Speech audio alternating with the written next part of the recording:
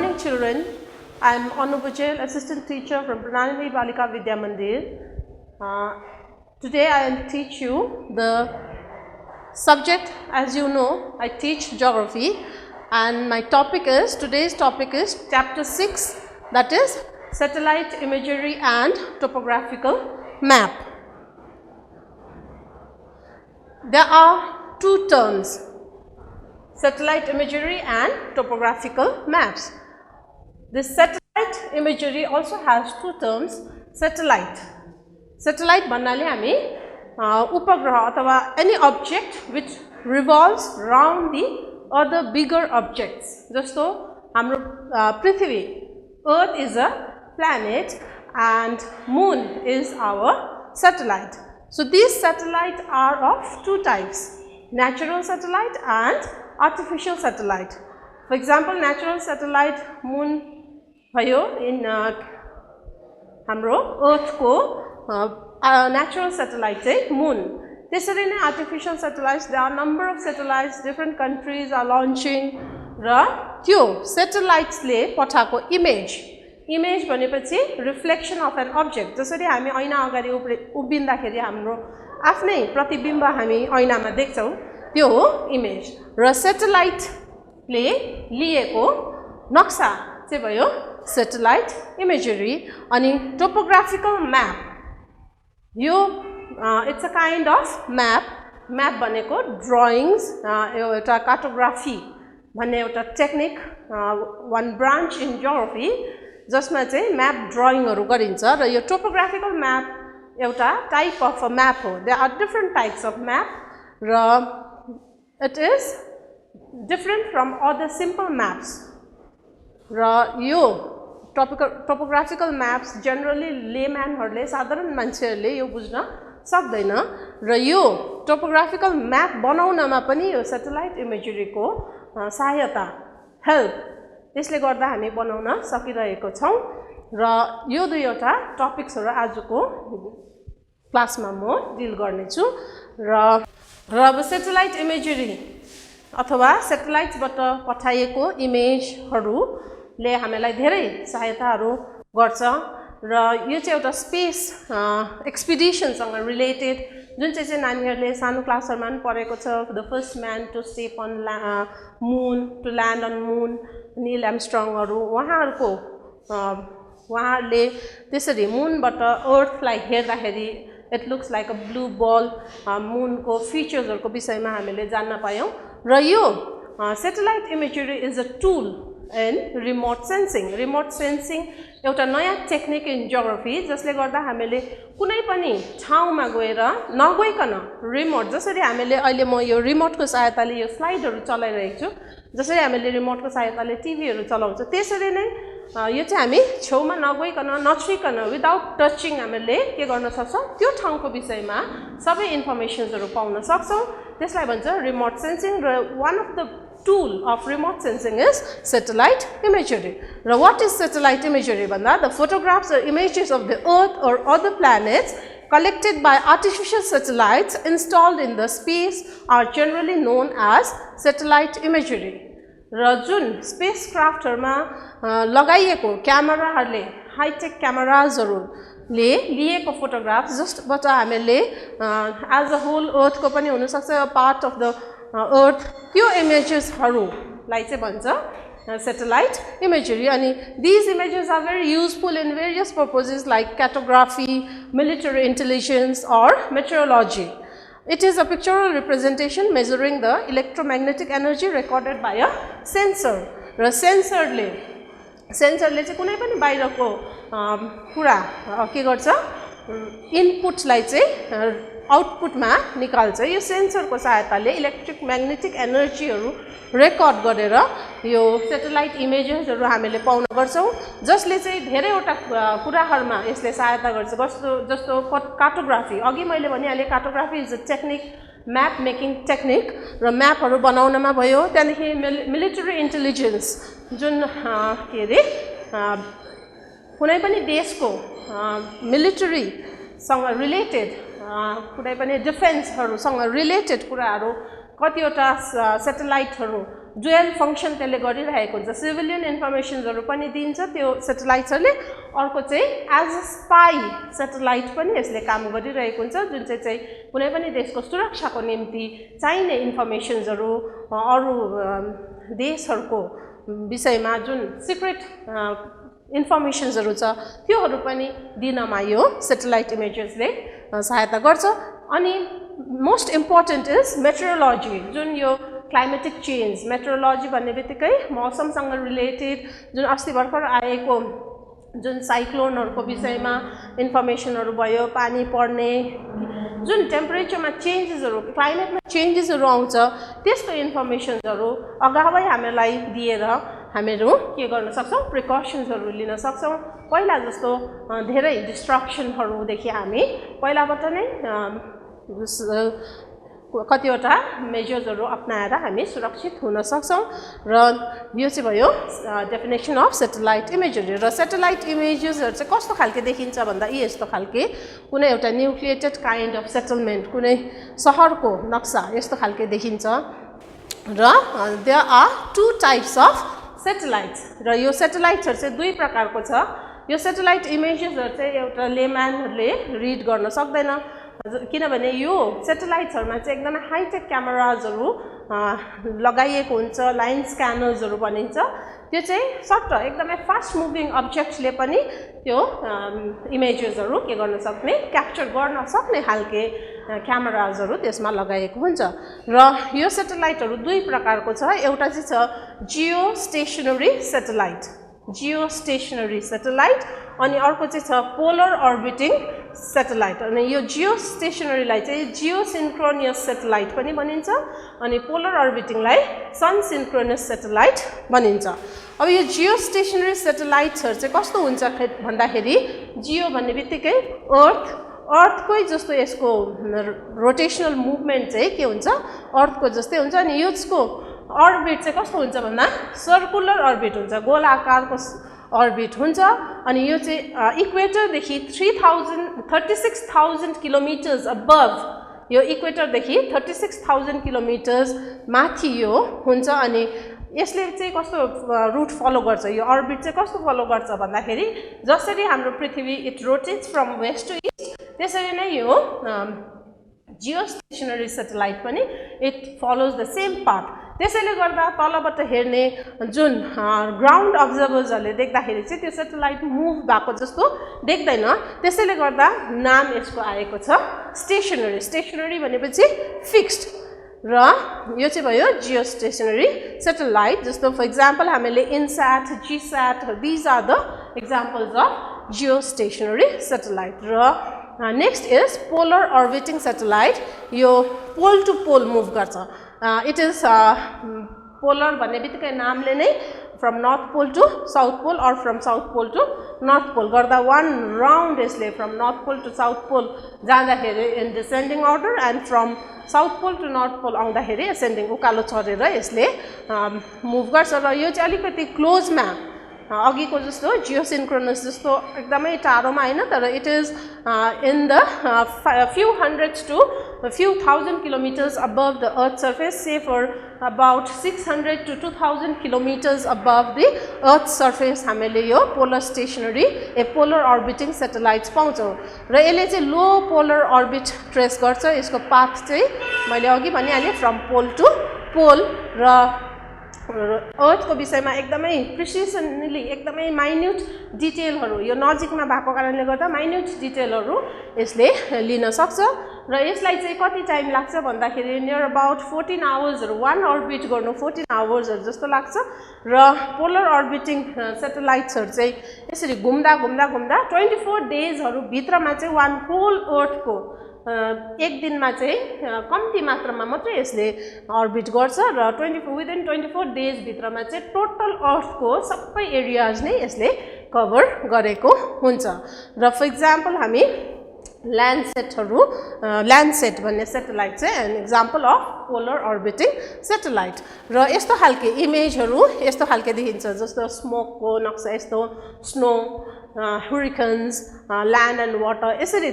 यो चाहिँ भयो some other examples of satellite images र there are different types of images. अब कसरी चाहिँ हामीले रिड गर्न सक्छ भन्दाखेरि त्यसको भिन्न प्रकारको इमेजहरुहरू हामी पाउन सक्छौं.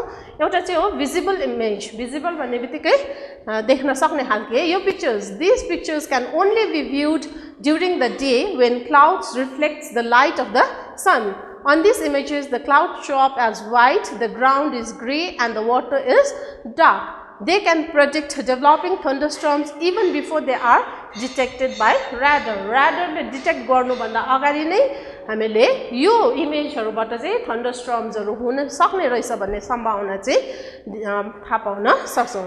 यो चाहिँ भयो दिनको टाइममा. यो चाहिँ प्राय जस्तो दिउँसो यो इमेजहरु लिन सकेको हुन्छ सेटेलाइटले. जब चाहिँ क्लाउड कभरहरु हुन्छ जसले गर्दा सनको लाइट चाहिँ त्यो क्लाउडले चाहिँ रिफ्लेक्ट गर्न सकेको हुन्छ, त्यति बेला चाहिँ यो इमेज लिन सकिन्छ. Another type of image is infrared image. As we all know, infrared rays हरु यो एउटा के भन्छ रेडियोएक्टिभ टाइप अफ रेडियोएक्टिभ रे नै हो र यो पिक्चर्सहरुमा चाहिँ हामीले they are the pictures of the clouds or earth surface identified satellite sensors that measure the heat radiating off them. These images can be taken in time of the day. यो पनि दिउँसो दिनमा लिन सक्छ जब चाहिँ यो के भएको हुन्छ सेन्सरले चाहिँ त्यो हिटहरु जुन अर्थले रेडिएट गरेको हिटहरु चाहिँ के गर्न सक्छ सेन्स गर्न सक्छ सेन्सर गर्न सक्छ. त्यति बेला यो इन्फ्रारेड यो चाहिँ कलर्सहरुले यसलाई हामी बुझ्न सक्छौं इन्फ्रारेड इमेज. अनि अर्को चाहिँ छ water vapour imagery. They indicate the amount of water vapor. As we all know, water vapor छ भने हामी precipitation कति हुन सक्छ, पानी कति पर्न सक्छ, ह्युमिडिटी को विषयमा थाहा पाउन सक्छौं. र यो इमेजमा चाहिँ हामीले के इन्डिकेट गर्छ भन्दा amount of water vapour present in the upper atmosphere. र हाईएस्ट ह्युमिडिटी चाहिँ व्हाइट यो जुन देख्दै छ यो चाहिँ भयो highest humidity. That means the amount of water vapor present in the air चाहिँ बेसी छ भने चाहिँ white color देखिन्छ भने dry areas हरु यो dark color देखिएको चाहिँ हो dry areas. So these are the different types of satellite images. र satellite imageहरु चाहिँ कस्तो खालके हुन्छ त्यसको क्यारेक्टरिस्टिक्स चाहिँ कस्तो हुन्छ हामीले त्यो अघि मैले भने एउटा लेम्यानले पढ्न सक्दैन. यो डिफरेन्ट टाइप्सहरु हामीले देख्दै छौं तर यो के हो भनेर हामी बुझ्न सक्दैनौं. यो चाहिँ यसको लागि चाहिँ कम्प्युटरसँग नलेज भएको जसले यो इमेजेसहरु रिड गर्न सक्छ उनीहरुले चाहिँ इन्टरप्रेट गर्न सक्छ. र यसको क्यारेक्टरिस्टिक्स कस्तो हुन्छ भन्दाखेरि चाहिँ यो सेटेलाइट इमेजेसहरु चाहिँ जहिले पनि केमा हुन्छ डिजिटल फर्म. कम्प्युटर ल्याङ्ग्वेज हामीलाई थाहै छ बाइनरी नम्बर्सहरु 0 1 हरुको सहायताले 0 को पनि भ्यालु हुन्छ त्यो हामीलाई थाहै छ. र यो प्राय जस्तो डिजिटल फर्ममा नम्बर्समा हुन्छ. अनि लाइन स्क्यानर्स एन्ड डिजिटल क्यामेराजहरुले चाहिँ यो जेनेरेट गर्छ. अघि पनि मैले भनिहाले लाइन स्क्यानर भनेको चाहिँ एकदमै फास्ट मुभिङ अब्जेक्टबाट पनि के गर्न सक्ने फोटोग्राफ लिन सक्ने. अब हामीले हातमा हाम्रो हातमै अहिले त मोबाइल छँदैछ र त्यो हामीले फोटो लियो मोबाइलले फोटो लियौ भने हामी अलिकति हल्ल्यो भने पनि त्यो ब्लर भएर आउँछ राम्रो इमेज हामी लिन सक्दैन. भनेपछि त यो एयरक्राफ्टहरुको मुभमेन्ट कति स्पिड हुन्छ अनि त्यो एयरक्राफ्टहरु सेटेलाइटहरुबाट पनि फोटो लिन सक्ने खालके टेक्निक चाहिँ हो लाइन स्क्यानर. लाइनको सहायताले कलम्सहरु हामी यहाँ देख्दै छौं रो अनि कलम खालके यो नक्सा हुन्छ. डिजिटल क्यामेराजहरु त्यसमा अट्याच भएको हुन्छ त्यसले चाहिँ त्यो नक्सा लिन्छ. र scan lines may be observe लाइन्सहरु स्क्यानर्सले लिएको लाइनहरु त्यहाँनिर देखिन्छ. अनि images can be generated for any part of the electromagnetic spectrum. र नक्सा चाहिँ यो इलेक्ट्रोम्याग्नेटिक स्पेक्ट्रमको कुनै पनि भागबाट लिन सक्छ. र इलेक्ट्रोम्याग्नेटिक स्पेक्ट्रम भन्नाले हामी इलेक्ट्रोम्याग्नेटिक स्पेक्ट्रममा प्राय 7 वटा रेजहरु हामी पाउँछौं जस्तो X ray gamma ray infrared रेजहरु. यस्तो खालके रेजहरुले के गर्छ क्याप्चर यो गर्न सकिन्छ अनि त्यसबाट हामी लिन सक्छौं. Every point on the image has a certain digital number digit number. कुनै पनि इमेजमा भएको एक एकवटा पोइन्ट नै हामीले केमा पाउँछौं नम्बर्समा डिजिट्समा पाउँछौं. अनि colour of the image can be change during processing. र जुन त्यो नक्सा छ त्यसको त्यो रङहरू चाहिँ जस्तो अघि हामीले वाटर वेपर व्हाइटिश देख्छ भने ड्राई एरिया चाहिँ डार्क देख्छ भने त्यो कलरहरू जब प्रोसेसिङ गरिन्छ यो नक्सा त्यति बेला अलिक कलरहरू चेन्ज हुन सक्छ र यो सेटेलाइट इमेजेसहरुको सहायताले हामीले डे टु डे अहिले जुन कोभिड-19 को महामारी चलिरहेछ त्यसको अपडेट्सहरु पनि हामीले यो सेटेलाइट इमेजेस अथवा इमेजरीकै सहायताले हामीले कहाँनिर के सबै डिटेल इन्फर्मेसन हामीले पाउन सक्छौं हाम्रो हातैमा पनि मोबाइलमै पनि हामीले जुन इन्फर्मेसनहरु पाउँदैछौं कहाँनिर संसारभरि कुन ठाउँमा के भइरहेको छ जुन ओलम्पिक्सहरु भयो गेमसँग रिलेटेड एन्भाइरनमेन्टसँग रिलेटेड क्लाइमेटसँग जुनै पनि इन्फर्मेसन हामीले सजिलैसँग पाउन सकेका छौं with the help of this satellites जुन हामीले घरमा बसी बसी डिटेच हामीले जुन डिश टिभीहरु हेर्छौं त्यो प्रसारणहरु पनि with the help of this र अहिले गरिरहेका मैले क्लास पनि नानीहरुले देख्न पाइरहेछ यही सेटेलाइटहरुकै सहायताले हो एडभान्टेजेस अफ सेटेलाइट इमेजरीज र अहिले मैले भन्दै थिए जुन सेटेलाइटले गर्दा नै अहिले हामीलाई यो रिमोट सेन्सिङ टेक्निकमा धेरै सहायता भइरहेको छ जियोग्राफीमा एउटा रिभोल्युसनरी चेन्ज ल्याएको छ यो सेटेलाइट इमेजरीले र यहाँ एडभान्टेजेस हामी के देख्छौं भन्दा the imageries can give a synoptic view of the earth in 23 centimetre by 23 centimetre maps the whole अर्थलाई नै सानोमा हामीले with the help of satellite imagery पाउन सक्छौं साथसाथै कुनै एउटा सम इमेजरीज मे रिप्रेजेन्ट एउटा एरिया ठुलो लार्ज स्केल एरियाजहरु पनि यो म्याप सेटेलाइट इमेजले कभर गरेको हुन्छ जुन चाहिँ हामीले अरु टेक्निक जुन पहिलाको टेक्निकहरु थियो सर्वेइङहरु थियो त्योहरुको सहायताले हामीले टोटल इन्फर्मेसन एकैतालमा पाउन सक्दैनथ्यौं इट इज टाइम कन्ज्युमिङ धेरै समयहरु लाग्थ्यो म्यापिङ हेर्यो भने पनि हामीले देख्छौं ठुला म्याप मेकर्सहरुले धेरै नै कोशिशहरु गरेर नै हामीलाई यो इन्फर्मेसनहरु दिनमा धेरै वर्षौं लागेको थियो भने यो सेटेलाइट इमेजरीले एकैछिनमा हामीलाई इन्फर्मेसनहरु दिन सक्छ information of resources and physical processing working in rugged and difficult terrains can be gathered easily informations regarding oceans are also available र इन्फर्मेसन रगेड टोपोग्राफी जहाँनिर हामी पुग्नै सक्दैनौं एकदमै डरलाग्दो माउन्टेनस रिजनहरु भयो एकदमै डरलाग्दो भ्यालीहरु खाडीहरुमा जहाँनिर चाहिँ हामी पुग्न सक्दैनौं त्यहाँको इन्फर्मेसन पनि हामीलाई सेटेलाइट इमेजरी अघिको मैले भनेको कुरा रिमोट सेन्सिङ जहाँनिर हामी नपुगिकन नछुइकन त्यो विषयमा हामीले इन्फर्मेसन पाउनुलाई भन्छ रिमोट सेन्सिङ र this satellite imagery is a tool one of the important tool in remote sensing र हामीलाई त्यो ठाउँमा नगइकनै त्यो ठाउँको विषयमा हामीले सजिलैसँग इन्फर्मेसन्स पाउन सक्छौं साथसाथै समुद्रको पनि समुद्र कति गहिरो छ त्यसको इन्फर्मेसन्सहरु जुन ओशनोग्राफीहरु भन्छ जसमा हामीले समुद्रको विषयमा मात्र स्टडी गर्छौं त्यसमा पनि धेरै सहायता यो शिपहरुको रुटिङहरु भयो त्योहरुमा पनि यो सेटेलाइट इमेजरीको एडभान्टेजेसहरु छ clear images of the earth can be taken even if there is heavy cloud cover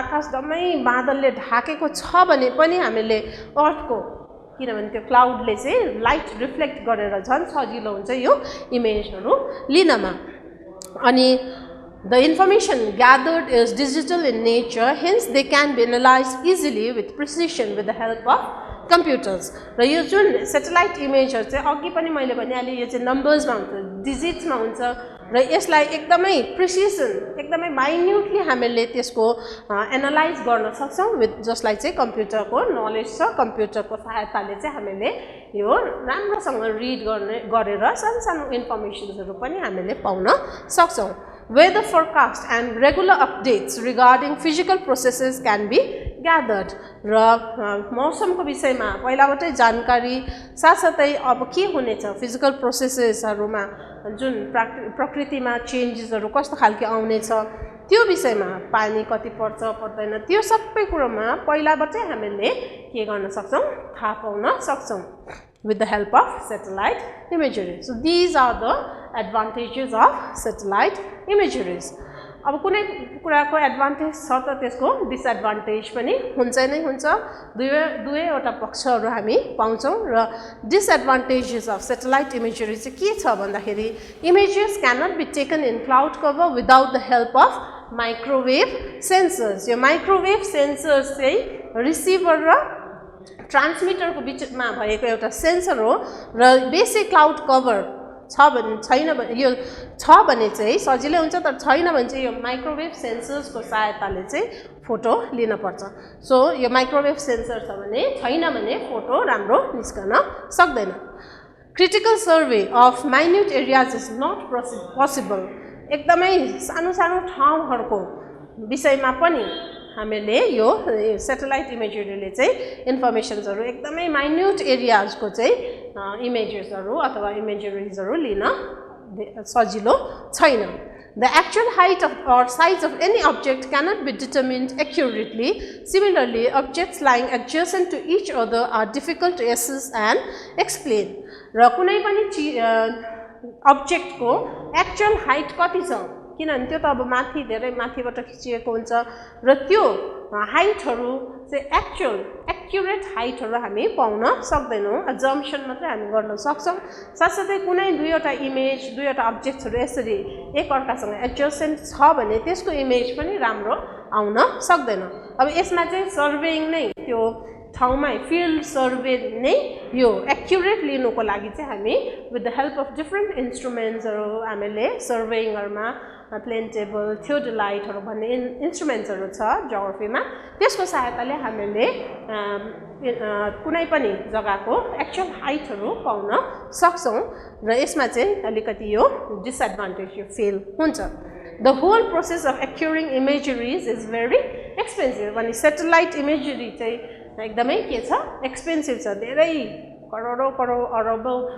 खर्चहरू सेटेलाइटहरू बनाउनमा लागिन्छ र यो चाहिँ अलिकति के छ धेरै नै एक्सपेन्सिभ पनि छ र यो सेटेलाइटहरू इमेजरिजहरू चाहिँ कुन कुन फिल्डमा अब अघि फर्स्टमै भनिहाले it is very useful in meteorology cartography त्यहाँदेखि मिलिटरी इन्टेलिजेन्सहरूमा र अरू फिल्डहरूमा पनि यो सेटेलाइट इमेजरीले धेरै सहायता गरेको छ जस्तो मेट्रोलोजी क्लाइमेटहरूको विषयमा फोरकास्टिङहरूमा behaviour of atmosphere prediction of the thunderstorms साइक्लोन्सहरूको विषयमा पहिलाबाटै जानकारी दिनमा पनि यो सेटेलाइट इमेजरीले सहायता गरेको छ जुन अस्ति आएको साइक्लोनको विषयमा हामीले धेरै दिन एक हप्ताभन्दा अगाडिदेखि नै हामीले इन्फर्मेसनहरू पाएको थियौँ जसले गर्दा त्यो जुन ठाउँमा आउँदैछ त्यो ठाउँहरूलाई खाली गर्नमा इभ्याकुएट गर्नमा साथसाथै कहाँनिर डिस्ट्रक्सनहरू भएको छ त्योहरू सबै हामीले थाहा पाउन सक्यौँ विथ द हेल्प अफ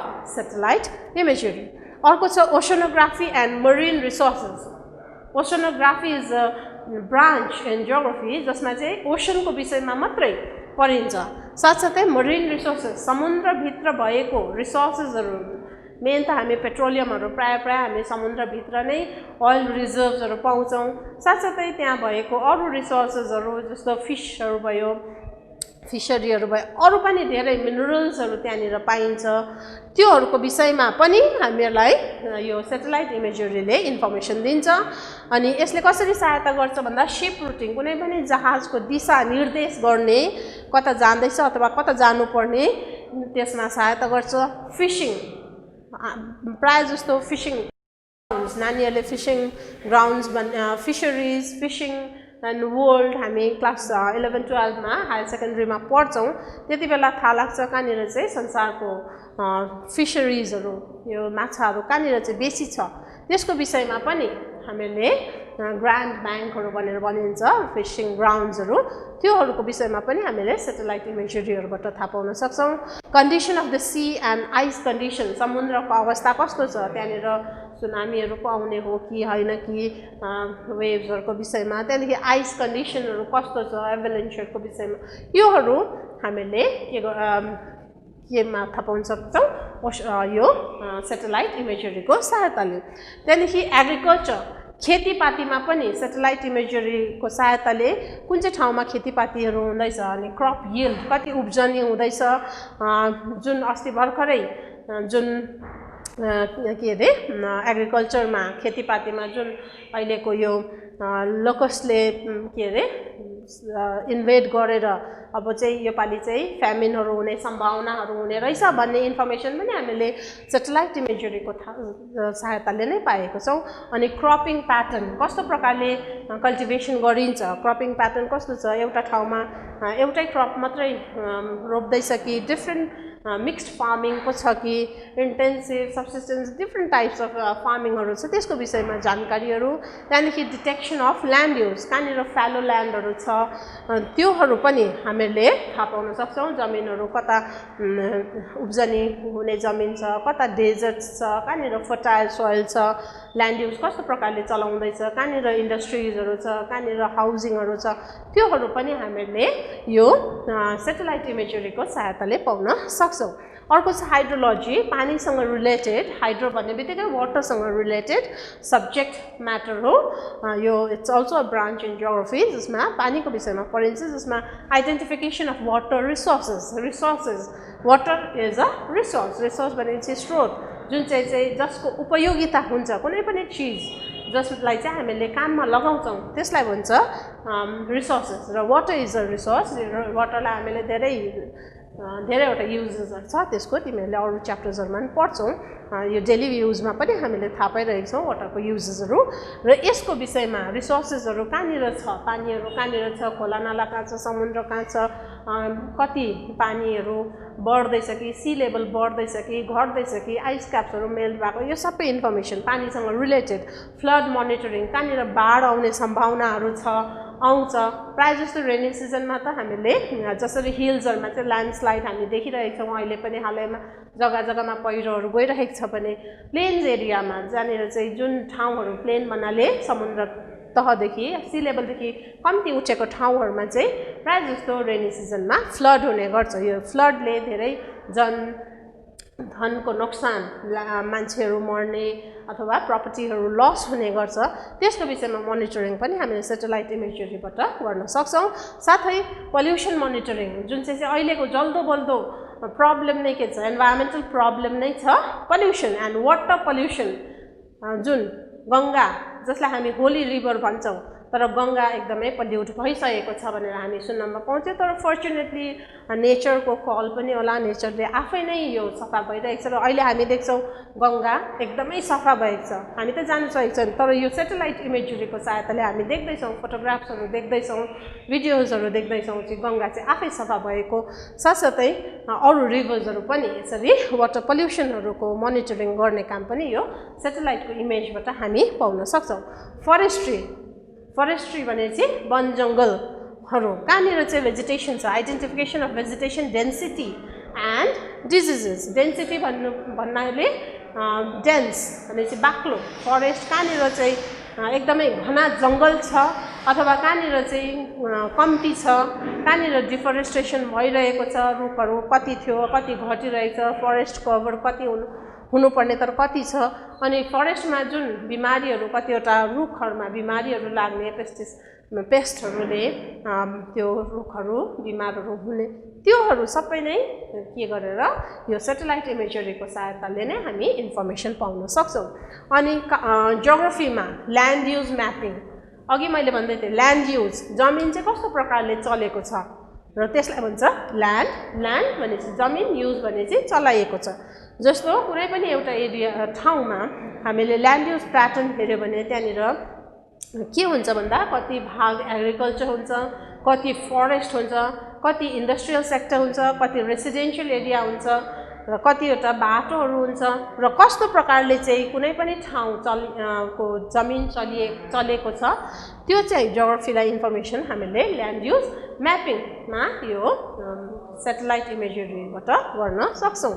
त्यसरी नै जियोलोजी भनेपछि बिनिथ जमिन, जियो भनेपछि पृथ्वी, जियोलोजीमा चाहिँ हामीले के पढ्छौँ, अन्डरग्राउन्डमा के छ, जमिनभित्र के छ, त्यो सब्जेक्ट म्याटर पढ्ने सब्जेक्टलाई भन्छ जियोलोजी। र identification and mapping of physiographic and tectonic features, जमिन मुनिको जुन टेक्टोनिक मुभमेन्टहरू छ जस्तो अर्थक्वेक भयो, भोल्क्यानिक इरप्सनहरूको विषयमा पनि हामीले अथवा जमिन मुनि भएको मिनरल रिसोर्सेसहरूको म्यापिङ भयो, अर्थक्वेक अघि मैले भनिहालेँ अर्थक्वेक प्रोन एन्ड भोल्क्यानिक इरप्सन प्रोन जोन्सहरू जुन यो स्पेसिफिक रिङ अफ फायर्सहरूको ठाउँहरू छ, यो सबैको इन्फर्मेसन हामी सेटेलाइट इमेजरीबाट पाउन सक्छौँ।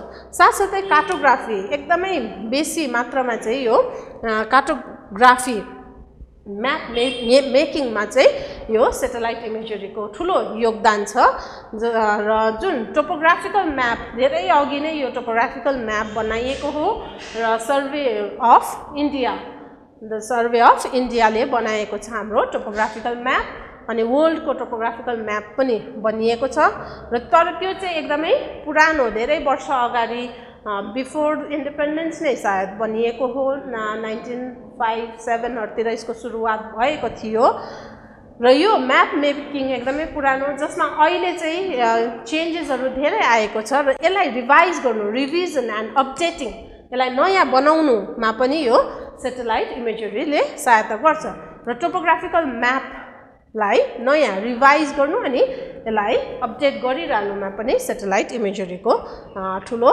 हात छ र these are all about today's topic.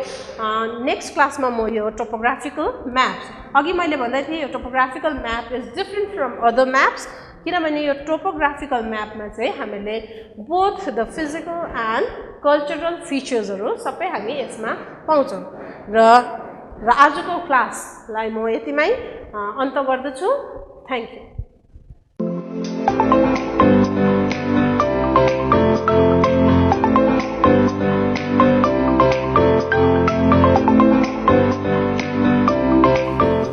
Everyone.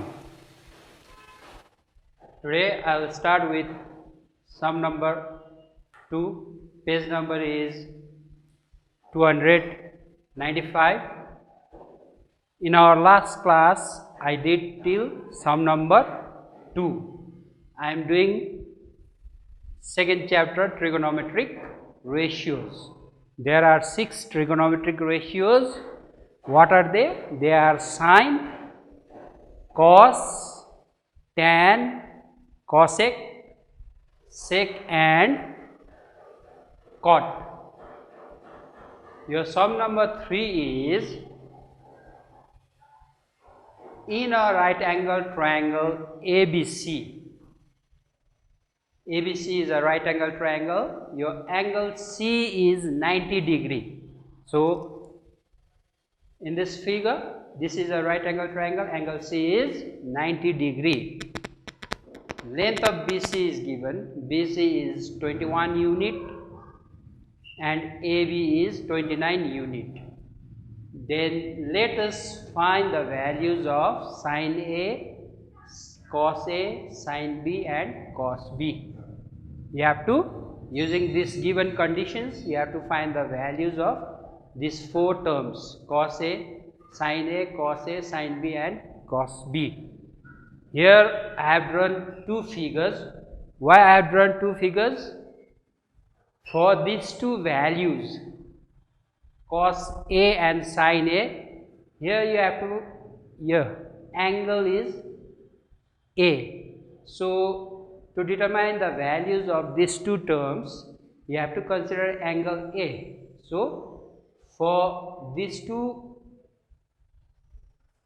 calculations, your figure will be this one.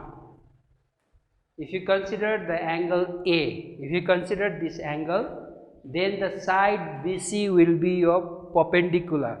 The side opposite to the angle will always be your perpendicular.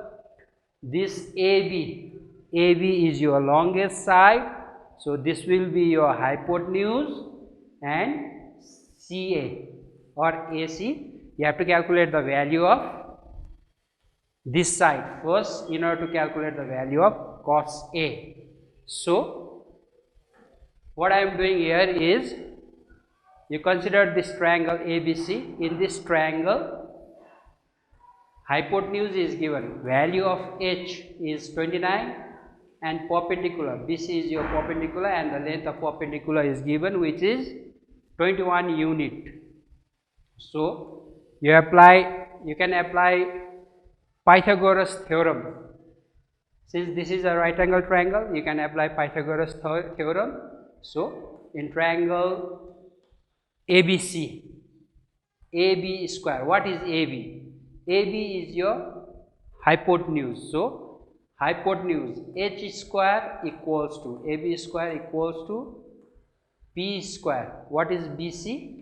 BC is your perpendicular square, P square. BC square equals plus AC square. AC square is your, this horizontal side is your base. H square equals to P square plus B square. You put the respective values of AB and BC. What is AB? AB is 29, and what is BC? BC is 21. 29 square, you multiply 29 by 29, you get 841.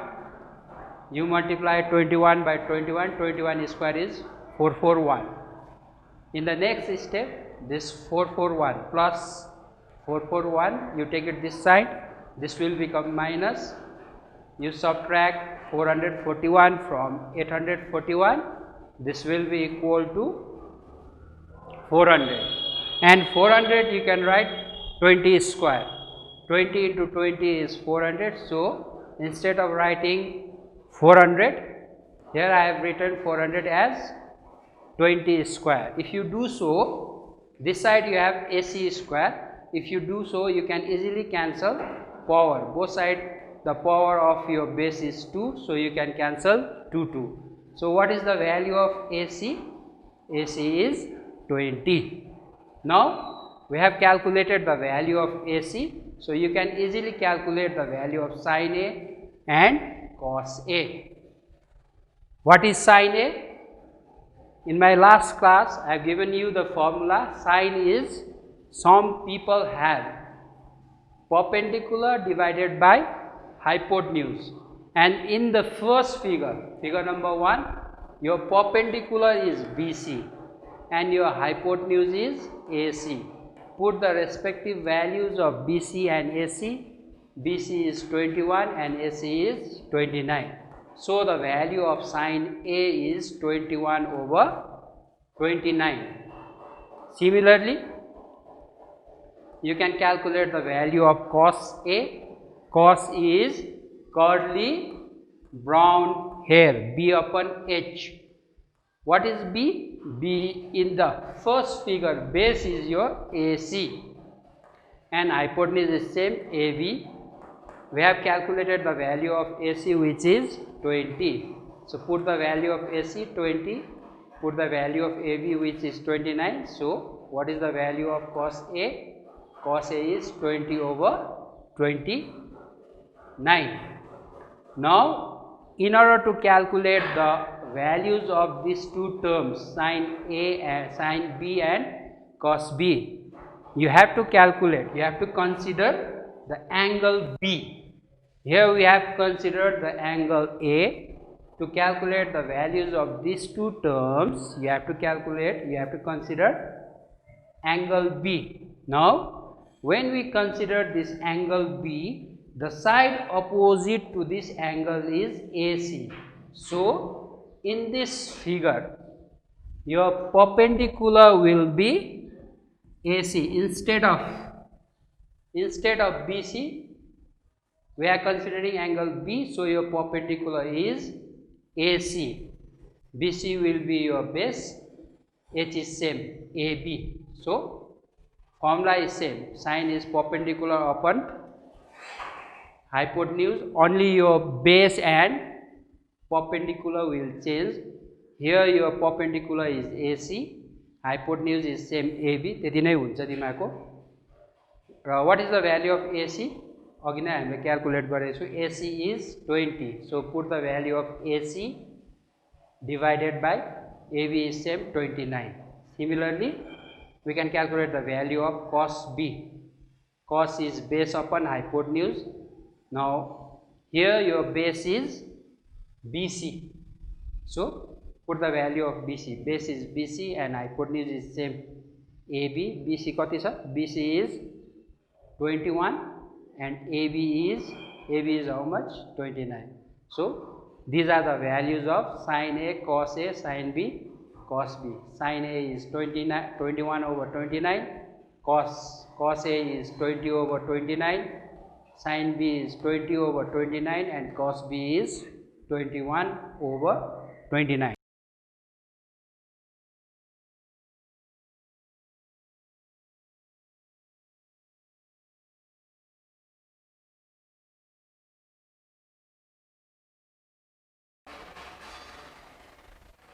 Sum number 4 the sum number 4 is, if cos theta equals to 7 upon 25, then find the values of all the trigonometric ratios. There are 6 trigonometric ratios. Of those 6 trigonometric ratios, value of cos theta is given. So you have to calculate the values of sin theta, cosec theta, sec theta, tan theta, and cot theta. Now this is given. के दिएको छ भन्दा cos theta is how much? 7 upon 25. I have already given you the formula. What is the formula of cos theta? Cos is curly brown hair. So cos is B upon H. So you can write that formula also. So cos theta equals to 7 upon 25 equals to, using formula, cos theta is B upon H. If you do so, you can easily calculate the values of B, base and hypotenuse. So you compare numerator with numerator, denominator with denominator. Your base value of B is 7 and the value of H, hypotenuse, is 25. Now in order to calculate these values, you have to calculate the value of P, perpendicular, first. You know the value of B, you know the value of H. Using these two terms, you can only calculate the value of sec theta. You cannot calculate the values of sin, cosec, tan, and cot. In order to calculate these values, first you have to calculate the value of P. So what I am doing? Again I am using the same formula. यो याद गर्ने, Pythagoras को यो formula h square equals to p square plus b square, यो तिमीहरुलाई धेरै कुरामा काम लाग्छ. So I am using the same formula, h square equals to p square plus b square. You put the respective values of h and b. What is h? H is 25, so h square, 25 is square. What is b? B is 7, 7 is square. 25 is square, 25 is square is equal to 625, and 7 is square is 7 7s are 49.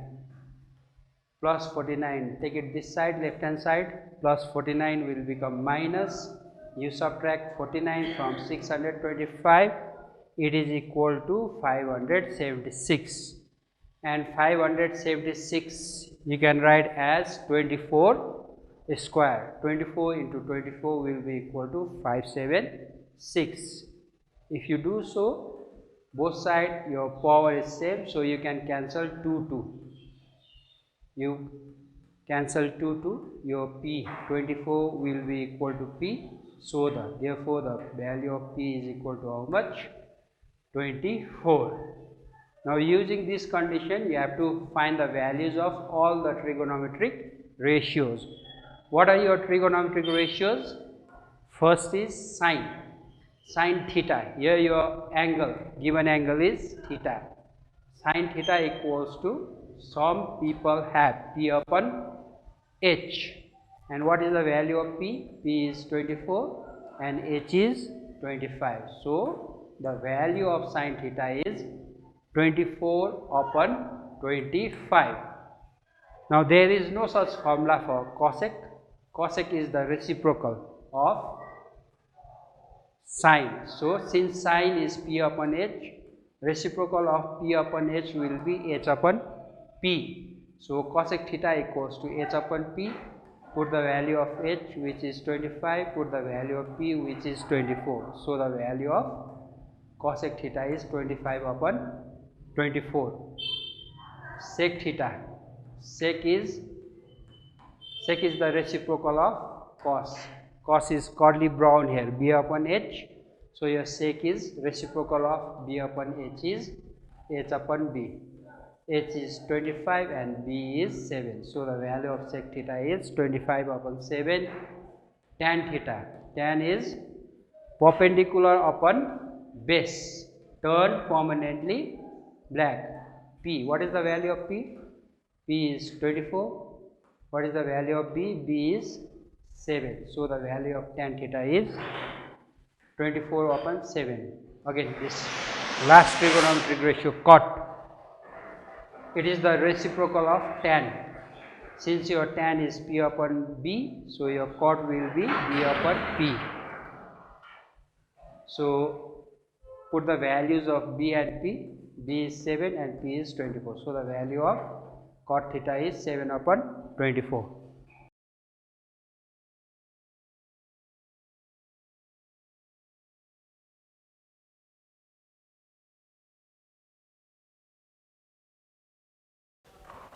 Sum number 6 here, no? Sum number 6 is if cos theta equal to 0.6, then show that, you have to show that 5 sin theta minus 3 tan theta equal to 0. Using this condition, you have to show that this left hand side expression equal to 0.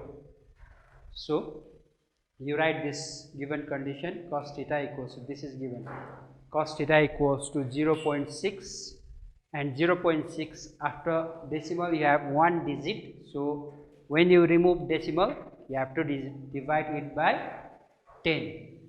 So I am removing this decimal, so instead of writing 0.6, I am writing this as 6 upon 10.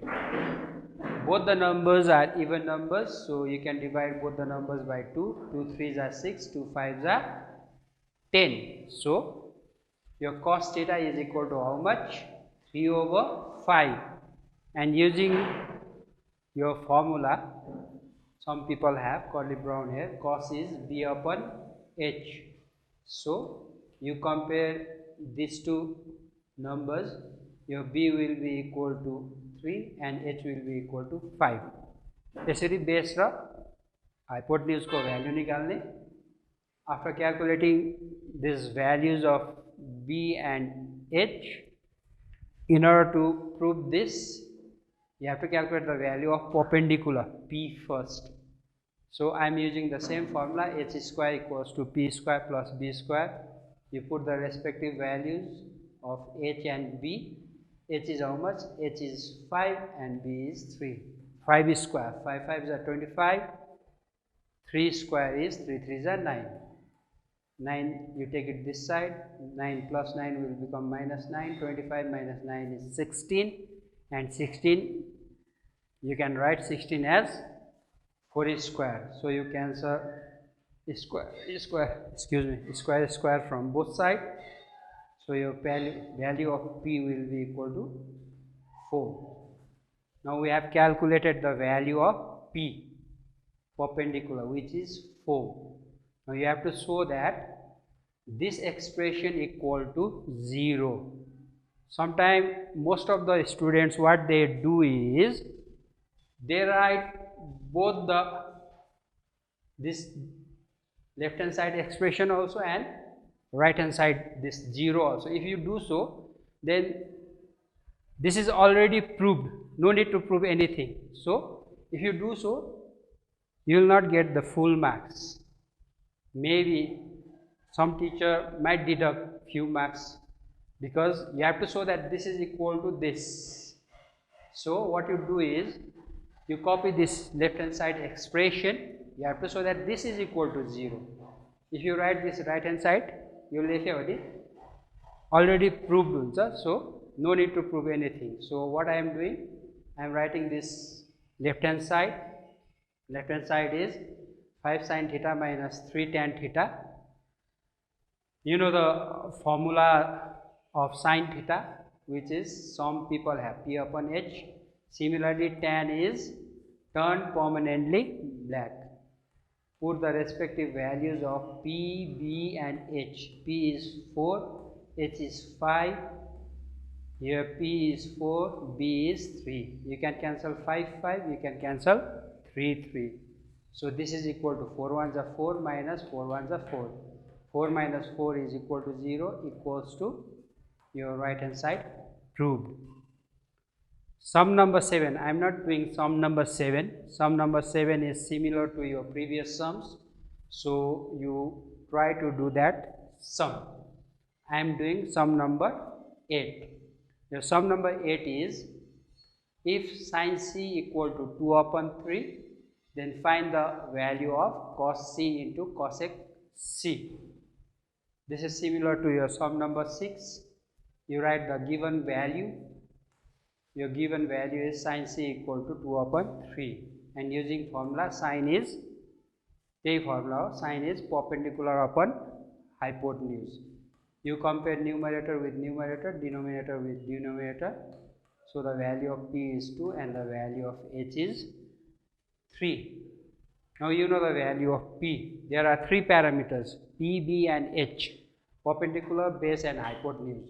You know the value of P, you know the value of H. You have to calculate the value of B first. So you use the Pythagoras formula, H square equals to P square plus B square. What is H? H is 3. What is P? P is 2. 3 square, 3 3s are 9, 2 square, 2 2s are 4. Plus 4, you take it this side, minus, plus 4 will become minus, you subtract 4 from 9, 9 minus 4, 5.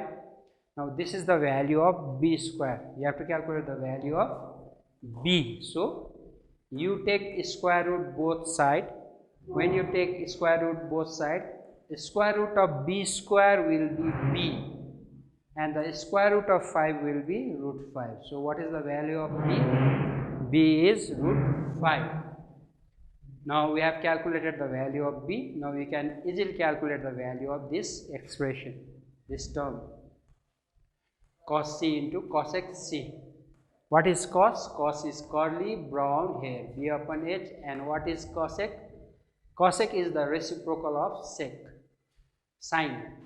Cosec is the reciprocal of sine, and since sine is P upon H, cosec will be H upon P. Put the respective values. What is B? B is root 5. H, put the value of H, which is 3, into, again H is 3 divided by P is 2. You can cancel 3 3, so this is equal to root 5 upon 2. ल आजलाई यति नै. अर्को क्लासमा म यो chapter complete गर्ने कोसिस गर्नेछु. Thank you very much.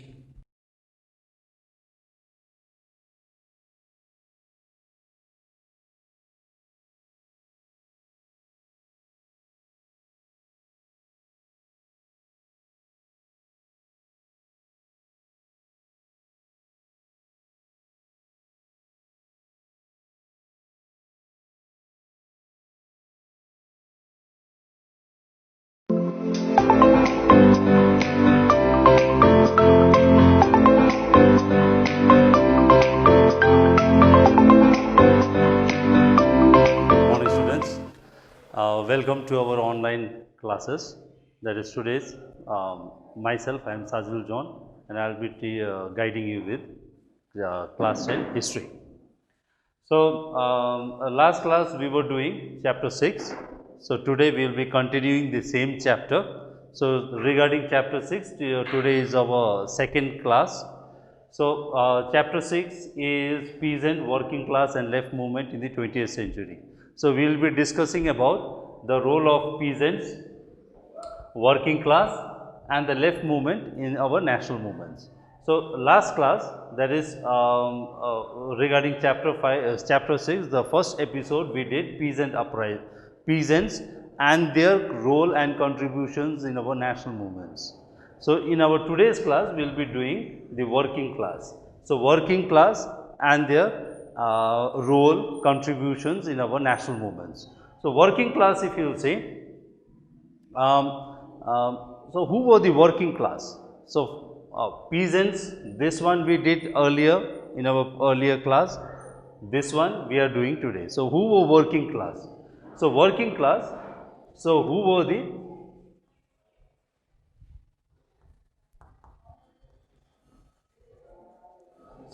working classes? So, if you look at the working class can be will be categorized them into the workers of textile industry,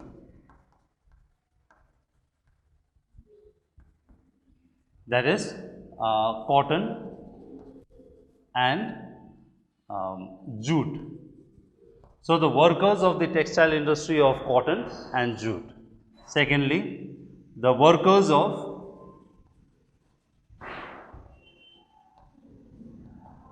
railways. Next is workers of trams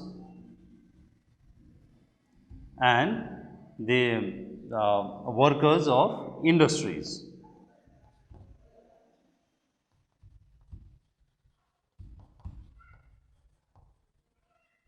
And the mention may be made of Tata Iron and Steel.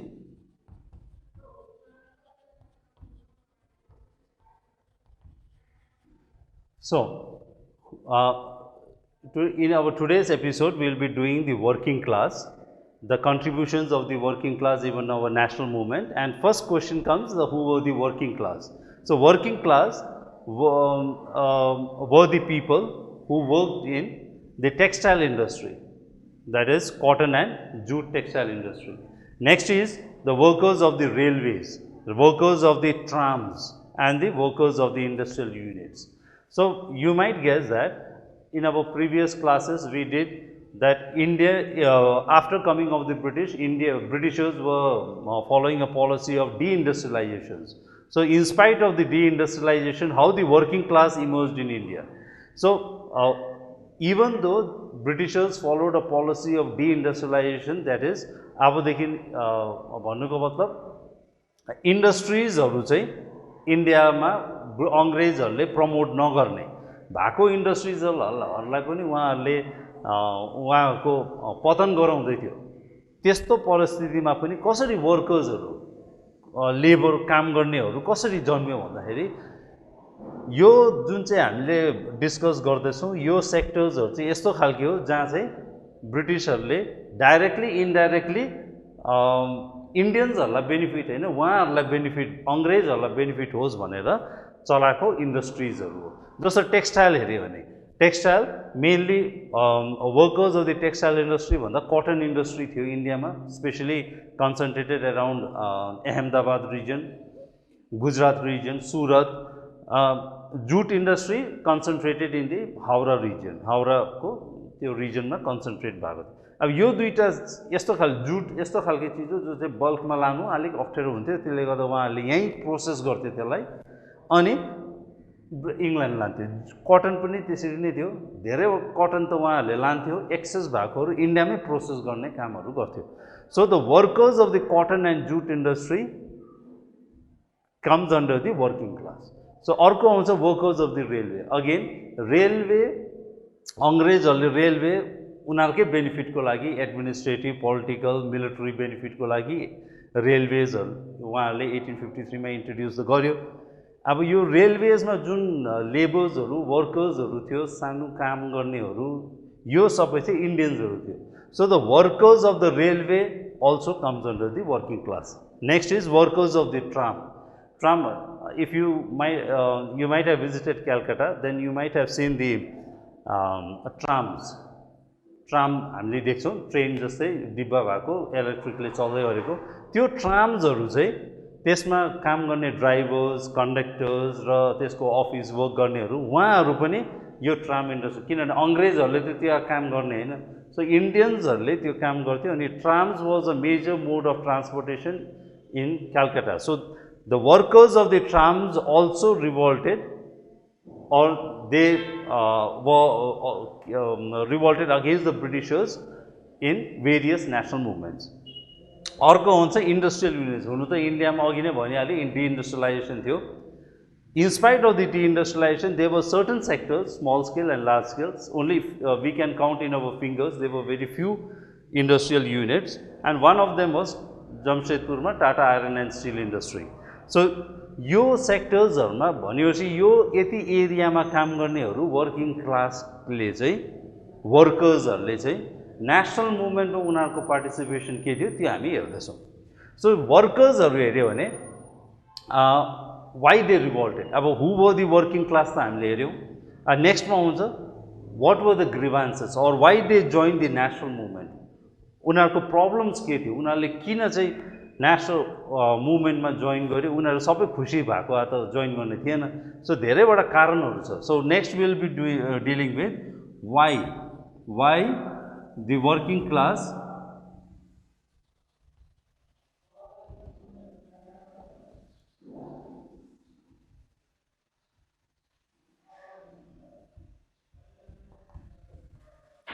joined the national movements.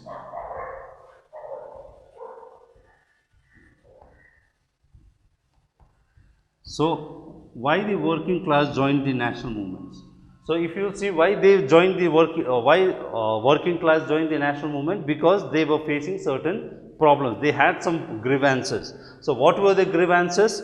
The first one is low wages. Second, low wages, तनखा कम्ती थियो, उहाँहरूले जतिको काम गर्थ्यो त्यो अनुसारको उनीहरुको तनखा थिएन. So they had low wages. Secondly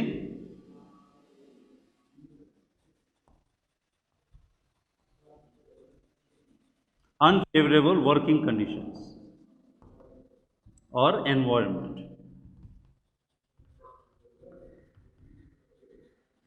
So unfavorable working conditions, उनीहरुको जुन वातावरणमा काम गर्ने गर्थ्यो त्यो वातावरण काम गर्ने अनुकूल थिएन.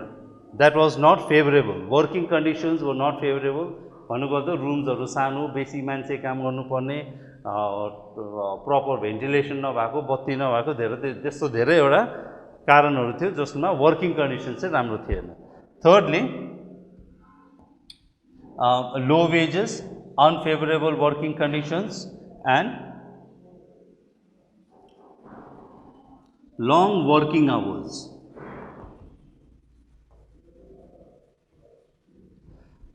उनीहरुको जुन काम गर्नुपर्ने 13 घण्टा 14 घण्टा उहाँहरुले एट अ टाइम काम गर्नुपर्ने, ब्रेकहरु नपाउने, त्यस्तो they had to work for a longer period of time. And fourthly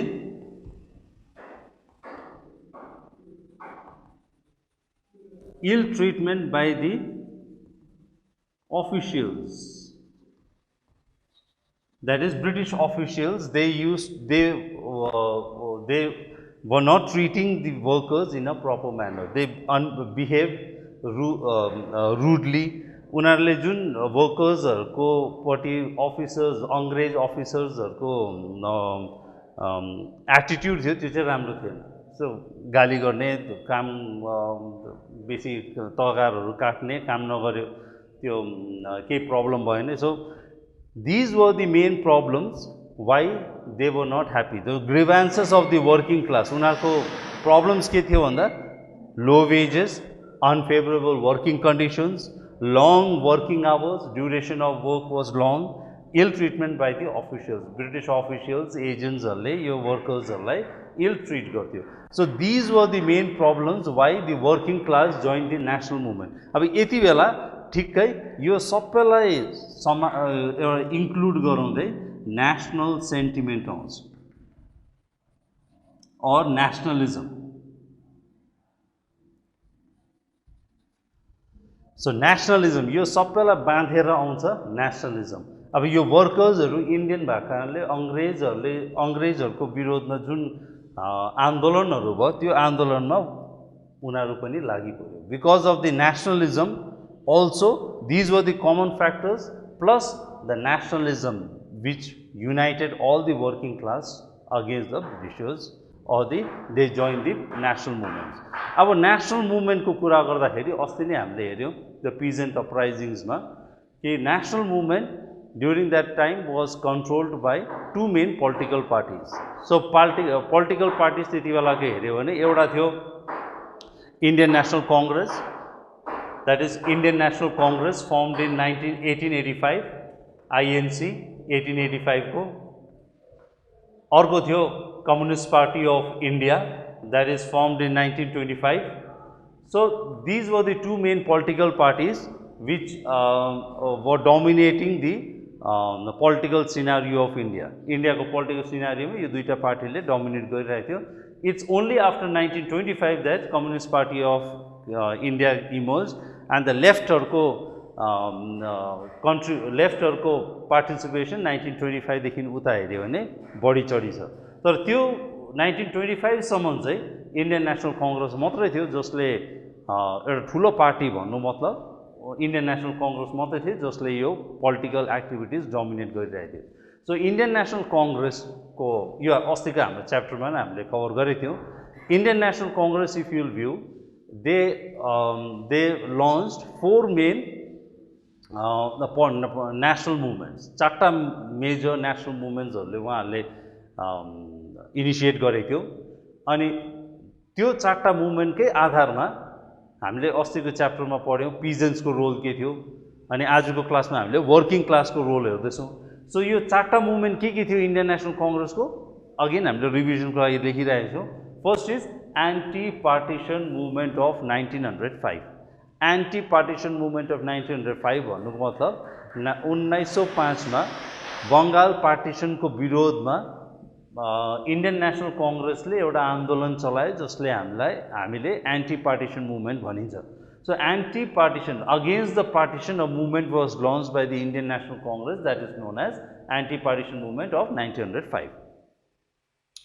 अब anti-partition movement मा हामीले अस्तिको क्लासमा हेर्यो पिजेन्ट्सहरुको रोल के थियो. So today we will be discussing about the role of working class in the anti-partition movement. Next movement, major movement launched by the Indian National Congress was the non-cooperation movement of 1920. Non-cooperation movement. So non-cooperation movement again was launched because of many factors. Some of the factors were the Montague-Shellstone Reform Act of 1919. It was unsatisfactory Montague-Shellstone Reform Act. So 1919 को Montague-Shellstone Reform Act चाहिँ unsatisfactory थियो, जसले गर्दा त्यसको विरोध गर्नु जाँदाखेरि रौलत act introduce गर्यो. रौलत एक्ट आउने बित्तिकै त्यसको विरोध गर्नु जाँदाखेरि जालियनवाला बाग भयो. त्यसको डिटेलमा त हामीले यहाँ हामीलाई परेन, because here we are discussing about the working class and the non-cooperation movement. तर पनि the background जानिराख्नु पर्यो. That is non-cooperation movement, why it was launched? Because of the unsatisfactory Montague-Shellstone Reform Act. The provisions in the act were unsatisfactory for the Indians, since Indians were demanding for self-government, home rule माग्दै थियो. त्यो home rule चाहिँ 1919 को reform एक्टमा नभएको कारणले हुनु त थियो तर भनेको जस्तो पावर्सहरु थिएन. So because of that Indian National कांग्रेसले नन कोअपरेसन मुभमेन्ट स्टार्ट गर्यो. अर्को रिजन थियो त्यो जालियनवाला बाग भयो. जालियनवाला बागमा जुन प्रकारले इन्डियन्सहरुको म्यासेकर गर्यो त्यसको विरोध जनाउनको लागि पनि इन्डियन नेशनल कांग्रेसले यो आन्दोलन चलायो. अर्को एउटा मेन रिजन थियो खिलाफत मुभमेन्ट. टर्की को सुल्तानलाई Muslims regarded him as their caliph मान्थ्यो. तर उहाँलाई यो फर्स्ट वर्ल्ड वरमा Turkey was occupied by the Britishers, and the Britishers in return imprisoned the Sultan of Turkey. So the Muslims of India, they were demanding for the release of Sultan and proper treatment towards the Sultan, but that was not being done. So because of that, Khilafat movement was started in India by the Muslim League.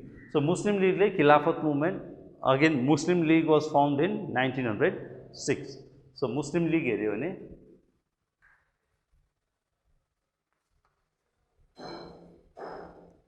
1906. So Muslim League was formed in 1906. This is for the information. So Muslim league को नेतृत्वमा खिलाफत movement start गर्यो अनि गान्धीजीले खिलाफत मुभमेन्टलाई support गर्यो, जसलाई हामी non cooperation and खिलाफत मुभमेन्ट भनेर पनि भनिन्छ। खिलाफत एन्ड नन कोअपरेसन मुभमेन्ट भन्दा पनि हुन्छ, खिलाफत एन्ड नन कोअपरेसन मुभमेन्ट भनेर पनि यसलाई हामी भनिन्छ। So this movement was launch. Next is civil disobedience movement of 1930। Again इन्डियामा कम्प्लिट इन्डिपेन्डेन्स, पूर्ण स्वराजको रेजोल्युसन 1929 को रेजोल्युसनमा पास गर्यो अनि as per the resolution of 1929 civil Indian National Congress demanded Purna Swaraj and they gave an ultimatum to the Britishers that those demands, if they were fulfilled, then if it was not fulfilled, then the Indian National Congress may initiate a mass movement. त्यही प्रकारले civil disobedience movement त्यो डिमान्ड्सहरू fulfil त भएन, जसले गर्दा civil disobedience movement start गर्यो। अर्को आउँछ क्विट इन्डिया मुभमेन्ट 1942। त्यो टाइममा सेकेन्ड वर्ल्ड वार हुँदै थियो अनि जापानिजहरू पनि इन्डियाको बोर्डरमा आइपुगेको थियो। सो इन्डियन नेशनल कांग्रेसले ब्रिटिशर्सहरूलाई प्रेसराइज गर्नुको लागि क्विट इन्डिया मुभमेन्ट चलाउँछ र यो अनुमान गर्छ कि क्विट इन्डिया मुभमेन्ट गरेको कारणले जापानिजहरूले पनि इन्डियामा इन्भेजन गर्दैन, किनभने इन्डियामा इन्भेजन ब्रिटिसहरूले भएको कारणले जापानिजहरूले इन्भेजन गर्नु आँटेको, त्यो इन्भेजन रोकिन्छ if Britishers will leave India. That's why Quit India movement of 1942 with the slogan "Do or Die" was started. अब हामी जान्छौँ anti-partition movement and working class, non-cooperation movement and working class, civil disobedience movement and working class र Quit India movement and working class। यो चाहिँ हामी स्लाइडमा बुझ्नेछौँ। Chapter 6 को chapter 6 अस्ति पनि भन्नु त भनेको यो, तर पनि एउटा रिभिजनको लागि is being divided into 3 classes or topics. Relation of the Indian National Congress and left politics with peasant movements in India, यो हामीले लास्ट क्लासमा गऱ्यौँ। So today's class will be discussing about the relation of Indian National Congress and peasant left politics with working class movements in India. So working class movement र Indian National Congress र left मुभमेन्टको relations हामीले पढ्नेछौँ। So the anti partition movement and the working class, 1905 को anti partition movement and the working class. So if you see the anti partition movement and the working class, even though just as we have discussed in the peasant uprisings, Indian National Congress didn't came straight forward or directly, they didn't supported the Indian National peasants movements हरुलाई directly support गरेको थिएन, तर पनि कांग्रेस लिडर्सहरु यस्तो धेरै थियो जसले गएर यो पिजेन्ट्स मुभमेन्टलाई पार्टिसिपेट लिडरशिप दिएको थियो। सो यो मुभमेन्टमा पनि हामीले हेर्यो भने वर्किङ क्लासकोमा पनि सेम सिनारियो छ। Indian National Congress didn't come openly in support of the working class, rather many of the Indian National Congress leaders supported the working class. Just for example, Ashwini Kumar Banerjee, Premtosh Bose र बाल गंगाधर तिलक, उहाँहरू एक दुईवटा नाम हो जसले कांग्रेसको नेतृत्व वर्गहरू जसले वर्किङ क्लासको लागि आन्दोलनमा नेतृत्व दिएको थियो। So by July 1906, the railway clerical people of the railways, clerks रेलवेमा जति पनि क्लर्क्सहरू थियो उहाँहरूले स्ट्राइक कल गरेको थियो अनि त्यो स्ट्राइकको पछि एउटा युनियन बन्यो जसलाई हामी रेलवेमेन युनियन भनेर भन्छौँ। रेलवेमेन युनियन यो चाहिँ पछि गएर धेरैवटा स्ट्राइक आन्दोलनमा रेलवेको वर्कर्सहरूलाई नेतृत्व दिन्छ। So not only the railway, the strikes were also organized during the anti-partition movement. यो चाहिँ हामीले कुन सन्दर्भमा हेर्दैछौँ? एन्टी-पार्टिसन मुभमेन्टको सन्दर्भमा। सो एन्टी-पार्टिसन मुभमेन्टको टाइममा रेलवेको वर्किङ क्लासले वर्कर्सहरूले एन्टी-पार्टिसनमा पार्टिसिपेट गर्यो, प्लस स्ट्राइक अर्गनाइज गरेर, plus employees of Messrs Brown and company 1905 को मेसर्स ब्राउन एन्ड कम्पनी उहाँहरूले पनि यो that is railway supplying company हो, those company employees also participated in the by organizing strike as per the anti-partition movement. Next is printers and compositors of Bengal Secretariat. उनीहरूले पनि यो आन्दोलनमा participate गर्यो, plus the Raleigh Brothers Jute Works, Indian Mill Hand Union, Calcutta Tram Drivers and Conductors, यो जति पनि छ उहाँहरूले चाहिँ they participated in the anti partition movement.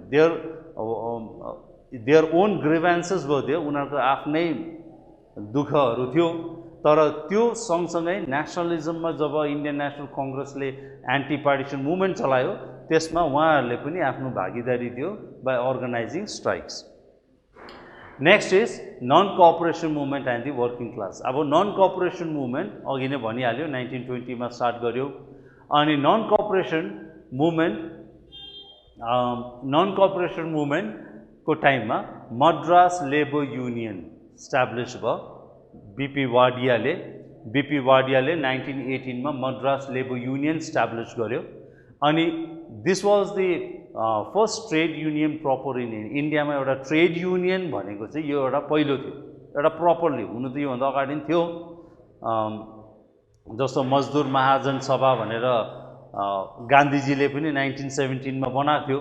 तर त्यो बाहेक यो मद्रास प्रपरली एउटा अर्गनाइज्ड म्यानरमा Madras labour union by B P Wadia चाहिँ पहिलो एउटा अर्गनाइज्ड म्यानरमा थियो.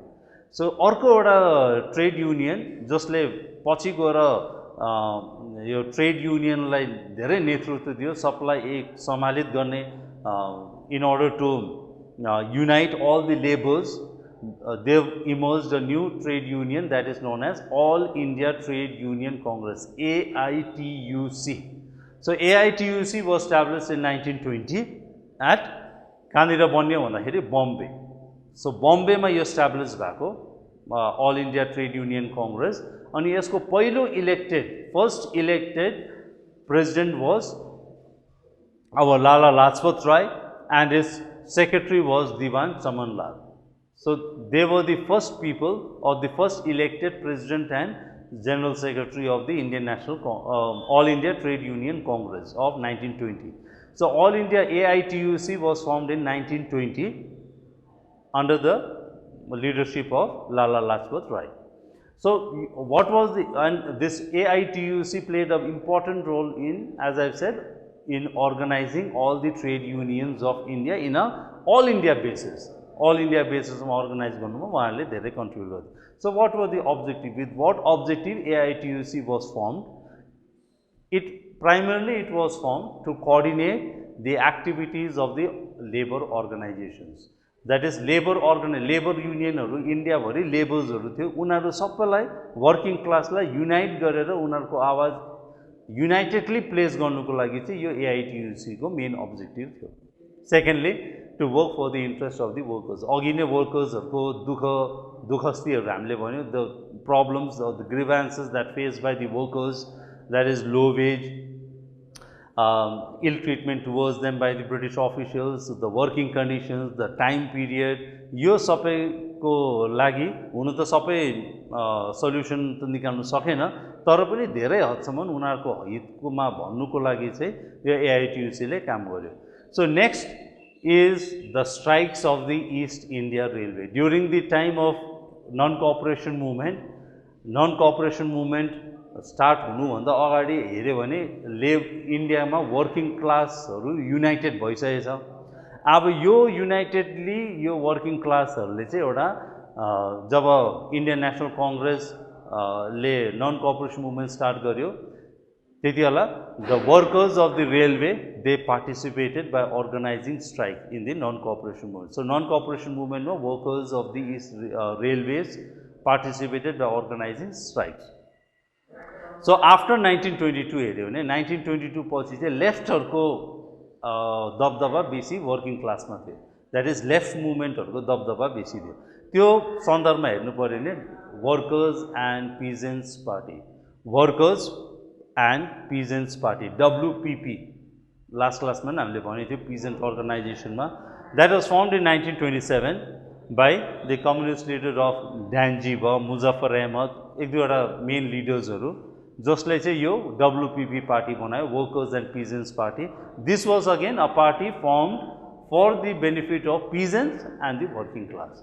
Peasants or working class ko lagi यसले यो WPP ले was formed. So WPP also played an important role after 1947, played an important role in organizing the peasants and the workers in a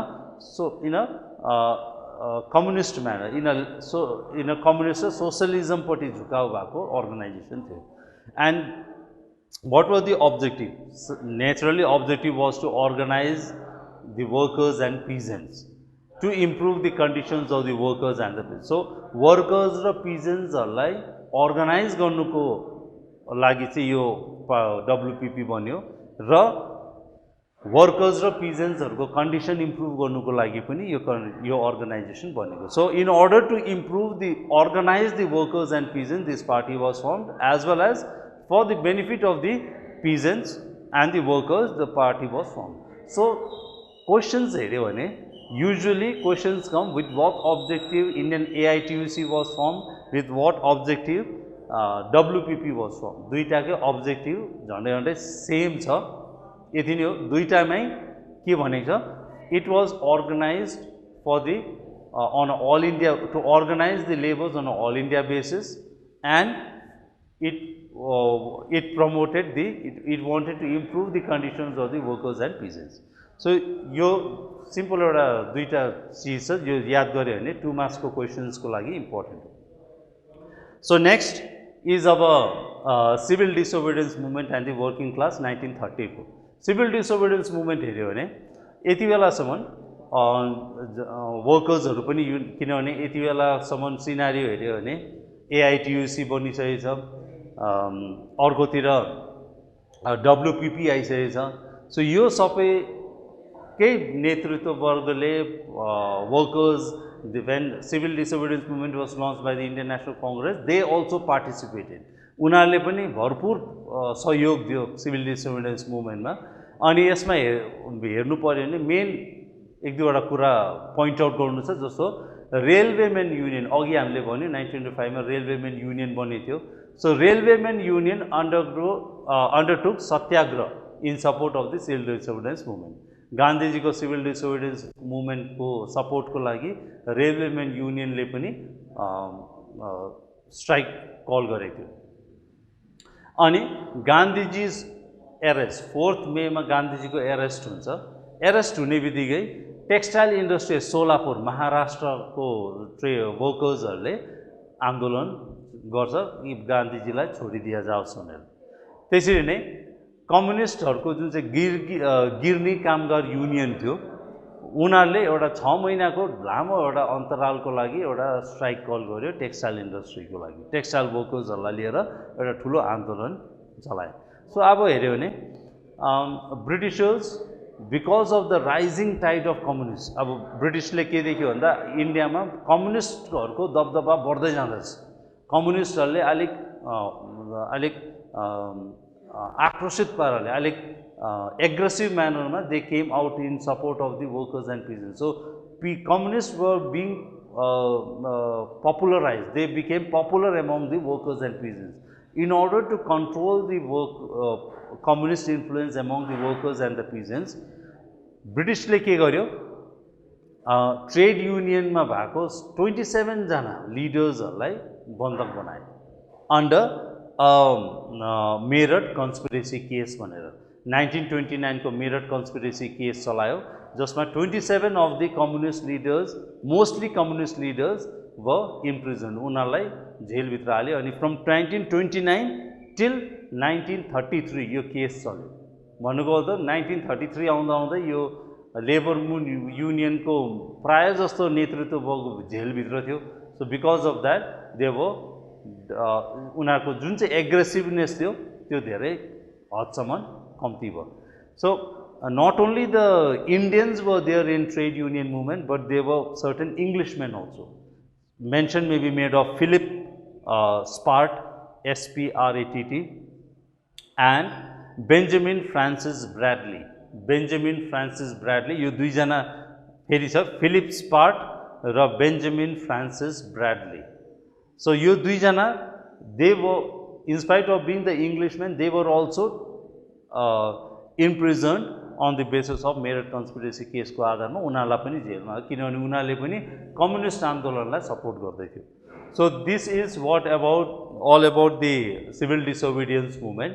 Next is our Quit India movement. This is our last major movement initiated, mass movement initiated by the Indian National Congress, that is Quit India movement. So Quit India movement and the working class. So by this time there were many trade unions in India, and the trade union were also increasing day by day. India भरि छरिएको trade युनियन्सहरु अब organise हुन थाल्यो, धेरै युनियन्सहरु बनिनु थाल्यो. So with the arrest of, as we have discussed earlier also, the Quit India movement को एउटा फिचर के थियो, Indian National Congress को प्राय जस्तो लिडर्स, नेतृत्ववर्गहरु जेलभित्र थियो. Most of the prominent leaders of the Indian National Congress were behind jail during this Quit India movement. So this Quit India movement was a leaderless movement. So leader थिएन, mass movement थियो, मन पनि गर्दै थियो. तर during this time working class people played an important role in organizing this Quit India movement in a mass manner. वर्कर्सहरुले चाहिँ तर organise म्यानरमा यसलाई अगाडि लाने चाहिँ वर्कर्सहरु थियो, अनि they were able to organize हडताल स्ट्राइक्स इन दिल्ली, लखनऊ, जमशेदपुर, मद्रास, बंगाल, यो सबै क्षेत्रमा उहाँहरूले मास स्केलमा हडताल स्ट्राइकहरु कल गरेको थियो in support of the quit India movement. अनि त्यसरी नै टाटा स्टिल प्लान्टले झन्डै 13 दिनको लागि उहाँहरूले पनि आफ्नो फ्याक्ट्री बन्द गरेर राखेको थिए जमशेदपुर. सो त्यसरी नै textile workers of Ahmedabad, Bangalore, Bombay, यो उहाँहरू सबैले यो स्ट्राइकहरु कल गरेको थियो. So we can say that Indian National Congress was able to achieve its objectives during the anti-partition, non-cooperation, civil disobedience, Quit India movement because of the participation and contributions of the working class and peasants also. Working class र peasantsहरुको contributionsले गर्दाखेरि पनि यो मुभमेन्ट्सहरु success भयो. So Indian freedom movement मा peasants and workers also had a major role for our independence, for attainment of our independence. So उहाँहरुको पनि धेरै contribution छ हाम्रो इन्डिपेन्डेन्सको लागि. So next we'll come to our question and answers. So question and answers हेर्यो भने MCQ questions, यो टपिकबाट धेरै त छैन, कम्ती छ. प्रिभियस इयरमा आएको क्वेशन्सहरु हेर्यो. Just for example, all India Trade Union Congress was founded in answer on 1920. त्यसरी नै where was the AITUC formed? AITUC भनेको All India Trade Union Congress कहाँ बनिएको थियो? That is Bombay, Lala Lajpat रायको प्रेसिडेन्टशिपमा. त्यसरी नै Meerut conspiracy case 1929 was initiated against, कसको विरोधमा मेरठ कन्स्पिरेसी केस चलाएको थियो? पिजन्स हो कि ट्रेडर व्यापारीहरू हो कि भन्न मतलब आयो भने चाहिँ आन्सर हो ट्रेड युनियन लिडर्सको. त्यसरी नै एउटा स्टेटमेन्ट र इन्टरप्रिटेसन छ. लास्ट क्लासमा we have discussed about this, the statement interpretations, and I have also said that from this chapter 6 statement र interpretations there is a major portion of questions will be coming from the chapter 6, that is statement र interpretations को धेरै जस्तो question चाहिँ यो chapter 6 बाट आउने गर्छ. 2 देखि 3 क्वेशन सम्म आउँछ. अनि यो statement interpretations it carries only 1 marks, 1 marks को मात्रै हुने गर्छ. तर यो के हो भन्दा सजिलो के हो, आन्सर यही छ, हामी खाली क्वेशन्स राम्ररी पढ्नु पर्यो अनि आन्सर 3टाबाट एउटा छान्नु मात्रै हो. It's just like an MCQ questions. Only thing is that it's more easier. किनभने झन् सजिलो, किनभने एक्सप्लेन पनि यही गरिएको छ. जस्तो the government of India framed the Meerut conspiracy case in 1929. Meerut conspiracy case 1929 मा कसको विरोधमा अर्गनाइज गरेको थियो? To suppress the revolutionaries, to suppress the civil disobedience movement, कि to suppress the countrywide communist activity. So Meerut conspiracy case किन चलाएको थियो? Answer हो हाम्रो suppress the countrywide communist activity. So alikati background, if you know a little bit of background, then you can answer these questions very easily. So this is one of the very easiest part of our Madhyamik questions. So next is 2 marks ko, with what objectives All India Trade Union Congress was formed and with what objectives Workers and Peasant Party was formed. So these are the few questions that you have to prepare.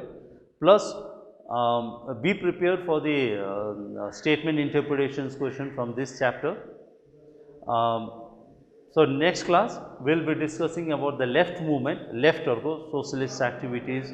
हुनु त यो हामीले peasant र working class के time मा धेरै जस्तो cover गरिसकेका छौं, तर पनि यो लेफ्ट मुभमेन्ट को अलगै एउटा टपिक भएको कारणले नेक्स्ट क्लासमा will be discussing about that, plus the final part that is the Madhyamik questions of group B will be discussing. So Madhyamik questions में हेर्यो भने it's been divided, history paper is been divided into 5 groups A B C D E. A group we have discuss, A group चाहिँ हामीले अस्ति discuss गरेको थियो, that is multiple choice questions 20 वटा आउने गर्छौं 1 मार्क्सको. त्यसरी नै हामी ग्रुप बी चाहिँ अलिकति इम्पोर्टेन्ट हो किनभने त्यसमा धेरै क्वेश्चन छ, अलि बुझ्नु पर्ने छ. So next class I will be come with the group, will be discussing about group B. So for today I like to thank you all and hope you all will be you will all have some help with as with this class. Thank you.